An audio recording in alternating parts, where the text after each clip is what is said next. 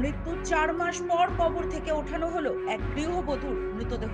রবিবার সকালে কলকাতা হাইকোর্টের নির্দেশে ম্যাজিস্ট্রেটের উপস্থিতিতে রঘুনাথগঞ্জের তেঘড়ি হাজিপাড়া এলাকায় এই গৃহবধূর দেহ তোলা হয়। তারপরই দ্বিতীয়বারের জন্য ময়না তদন্তে নিয়ে যাওয়া হয় মৃতদেহ।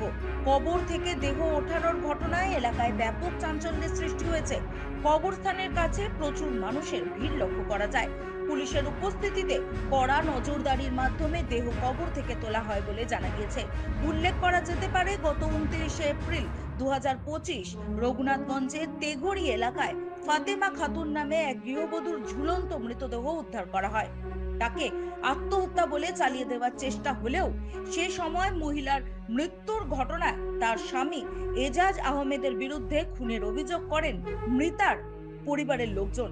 গৃহবধূকে খুন করার পর ঝুলিয়ে দেওয়ার অভিযোগ করেছিলেন তারা। বিষয়টি নিয়ে কলকাতা হাইকোর্টের দ্বারস্থ হন মৃত গৃহবধূর পরিবার। অবশেষে রঘুনাথগঞ্জের বধূর দেহ কবর থেকে তুলে দ্বিতীয়বার ময়নাতদন্তের নির্দেশ প্রদান করে কলকাতা হাইকোর্ট। 4 মাস পর দেহ উঠিয়ে দ্বিতীয়বারের ময়নাতদন্তের নির্দেশ দেওয়া হয়।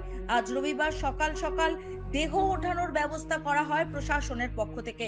মৃতদেহ ওঠানোর ঘটনায় এলাকায় চাঞ্চল্য ছড়ায়। প্রচুর মানুষের ভিড় জমে। অভিযুক্ত স্বামী এজাজ আহমেদকে সঙ্গে নিয়েই দেহ কবর থেকে তোলা হয় বলে জানা গিয়েছে। কবর থেকে দেহ তোলার সময় পুলিশের কড়া নিরাপত্তার বন্দোবস্তও করা হয়েছিল।